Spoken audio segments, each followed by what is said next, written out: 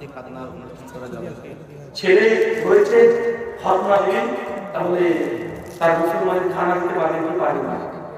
আমার জানাতে আল্লাহ নবী থেকে একজন আমল প্রমাণিত নেই যে আল্লাহ নবী খাতনা দেওয়ার পরে তিনি খানা খেয়েছেন। যখন সাহাবীদের প্রমাণিত নেই, একটা সাহাবী থেকে প্রমাণ পাওয়া যায়।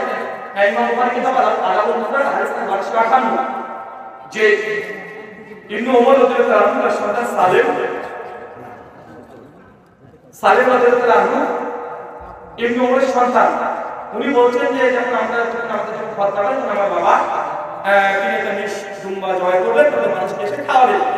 এটা আপনার আদব মুফরাদ বুখারী হাদিস নাম্বার 58 পাওয়া যায়। তো শেখ আলবানী, শেখ শুআইব আজনাউল, ইমাম হাজার, ইমাম জাহাবি সবাই এই হাদিসকে সহিহ বলেছে। কথা বুঝতে পারলেন? সবাই হাদিসকে কি বলেছে? সহিহ বলেছে। তবে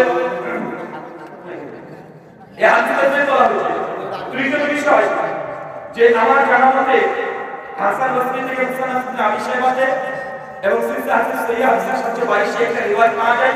হাসান বসরি বলছেন যে তাদের থেকে একজন ব্যক্তিকে খাতনার দাওয়াত দেওয়া হয়েছিল, অনুষ্ঠানে দাওয়াত দিয়েছিল, তিনি ইগনোর করেছেন যে না আমরা খাতনার দাওয়াত দিতে যাব না।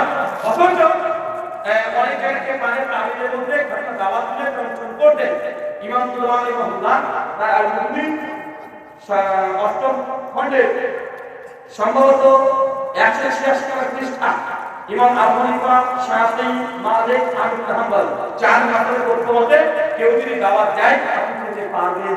এটা কোনো সুন্নতি দাওয়াত না, ওয়াজিব দাওয়াত না, এটা জাস্ট মুস্তাহাব দাওয়াত। বলতে বলে যদি কেউ দাওয়াত দেয় আপনি খেতে পারবেন, এটা হারাম না হবে না।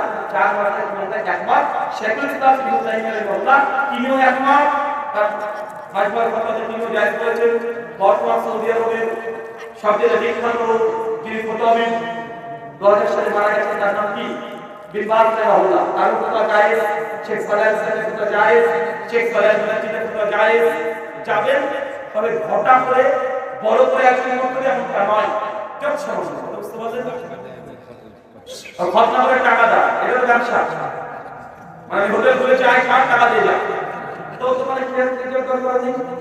আবার খতনাকে কেন্দ্র করে ডিজে গান বাজানো আরো হারাম। জাস্ট আপনি এটা সুন্নাত কাজনা মুভিও করেনি, সাহাবীরাও করেনি, তাবিদের আমলে থেকে এটা প্রচলন হয়েছে।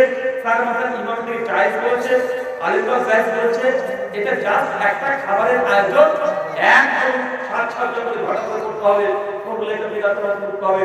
যদি এটাকে উৎসব বা ইসলামের অন্তর্ভুক্ত করে নেন, সুন্নাত তিরমিজি 760 নম্বর হাদিস আল্লাহ বলেছেন প্রত্যেক মুসলিম ভাই হক থাকে, কেউ যে দাওয়াত দেয় তা কবুল করতে হয়।